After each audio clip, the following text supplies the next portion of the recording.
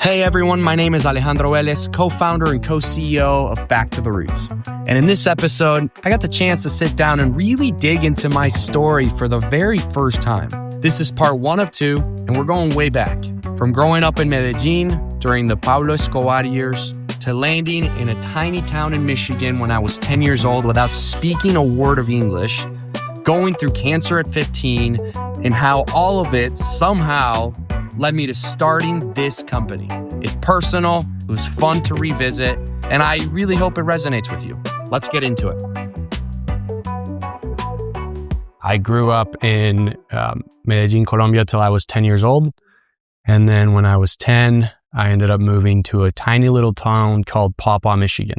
When I first got to the States, it was a big change, as you can imagine. I didn't speak a word of English. I was Alejandro, got here. All of a sudden, my name was Alex. And I was going into 5th grade, Mrs. Schumann's class. And it was a town of about 5,500 people. So it was a tiny little town in the Midwest. And I don't know if you've been to the Midwest, but or Michigan, but it is just absolutely beautiful. And the warmth and just the culture, the Midwest culture just really embraces you. So that's exactly what I did. I learned English just by being in school. When I think of stories of my family, I immediately go to first my mom. She's unbreakable. She was, when in her early 20s, saw her brother in front of her face get murdered, immigrates with absolutely nothing to the United States, then sees her first son go through cancer, then get diagnosed through cancer again. That's me. And then my late brother pass. And through that, she's just been an absolute just rock and the epitome of perseverance. And then a second person that comes through my mind when I think of family, and what inspires me about them is my Uncle Pat. He was a U.S. Marine and fought and died in Vietnam. And I've heard this story since I moved to the States. That's one of the first things I learned when I started speaking English was my stepdad talk about his brother, Pat. And he fought and died saving another soldier. And talk about just the ultimate sacrifice and bravery. When a 9, 10-year-old hears that story sticks forever. I was diagnosed with cancer when I was 15 years old. And at the time, I didn't know what I was doing. I was with a friend. His name's Derek. I was working out and he says, "Hey, you've got a lump on your armpit." Thought it was just some fat. Go to the doctor and realize that it's cancer. Within 2 weeks, I started chemotherapy. If it wasn't for the Midwest, if it wasn't for that small town vibe, I don't know how I would have been able to put up with the 4 rounds of chemo and just 6 months of going through just brutal drugs that impacted my body. And I just feel like the people around me were so warm. I had prayer chains created. Every single person in the school signed it and sent it to me to the hospital and brought it to me, with every one of the kids in school signing and wishing me well. The basketball team for our high school actually shaved their head. And at the time, we couldn't shave our heads. That was like one of the things that, I don't even know why that was a rule, but you couldn't shave your heads in high school at Paw Paw High School. But as soon as I went through chemo and started losing my hair and had to shave my hair, they changed that. They put a pause on that. And the basketball team said, "We're all going to do it for you." And that's just a couple examples of just how amazing community is to be able to persevere and do really hard things. My mom is somebody who will never let you feel sorry for her. She is unbreakable. And it's not because she doesn't show emotion. She does and gets scared and fearful and cries. I've seen her cry through tough times, but she just keeps showing up every single day. From when we first moved here, we got here with $5,000 in our pocket. We bought a white van, and the next day she was at work. And I've always watched her work. I look at my co-founder, actually, Nikhil, whose family also immigrated, very different country, comes from India. I come from Colombia, but both actually ended up in the Midwest. He was in Minneapolis. I was in Paw Paw, Michigan. But it's that idea of seeing our parents work since the moment they get here, and also doing it from a place of just appreciation. This freedom that this country's given us just feels different once you're here. And the idea that you can ride your bike to school and not be fearful. So I think of the idea that you can kind of have two things at once. My mom was working harder than I had ever seen her work, and at the same time happier because of some of the basic, what I believe now should be the basic rights for a human, which is safety and love around you. So those are some of the things I've learned. I think people who move to the country can probably relate to this. And that is that it is so different than you could have ever imagined in so many different ways. I mean, you're leaving your family, your culture, your food.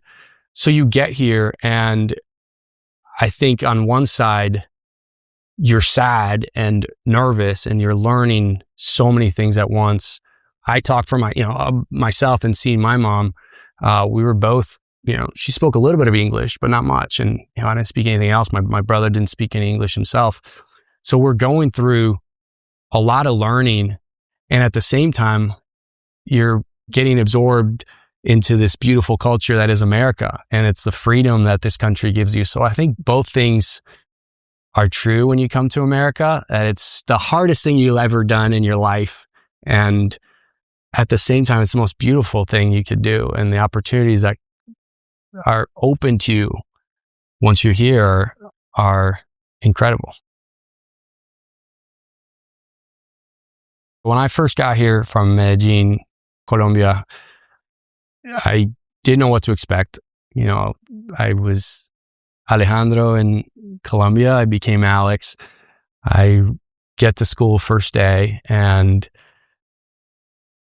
it was one of those things where also I've always liked to play sports. So I feel like music, sports are this universal language. So, I get to school, I start somehow without communicating in words. It was just start somehow, soccer, tennis come up, and we start, I think, just getting to know some of the kids. And it was one of those things where just the culture of the Midwest really has, to me, been so impactful. And to my mom, I mean, she's worked really hard, but she's done it from a place of love and just like appreciation.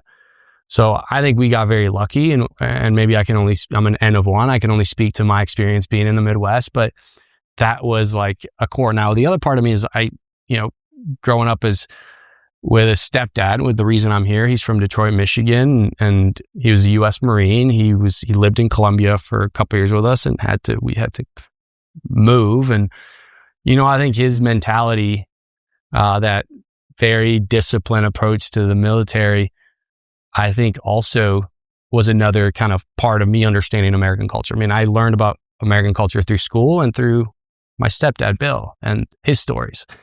So, and which are very much shaped in his background. And he had his own things he was dealing with, losing his brother when he was 18. So he joined the military, he joined the Marines when he found out Uncle Pat got killed.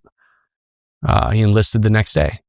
So it was one of those things where I think in school, I learned about how kids were with me when I came here. Somebody who didn't speak their language, looked different, but maybe through universal language of sports, it was like, oh, this kid's all right. So then, and then within a few months, I started learning English. I got lucky, I was 10 years old, so I learned it quickly. And then on the other side at home, through my dad, and talking about how important it was to love your country, how important it was to defend your country, and all the sacrifices that come from having this freedom. Keep in mind, Medellín at the time was a very different city than it is now. It's thriving today. At the time, Pablo Escobar was the kingpin and dominated so much of this city. It's a relatively small city, about 1 million people, but we had 6,000 murders per capita per year, which is the largest murders at the time of any city in the world. So it was a really tough time to be in Medellín. I was a few seconds away from a bomb blowing my dad and my brother up. I was kidnapped just because a terrorist group wanted to take a couple hundred people hostage and use us as shields. My grandparents and I were.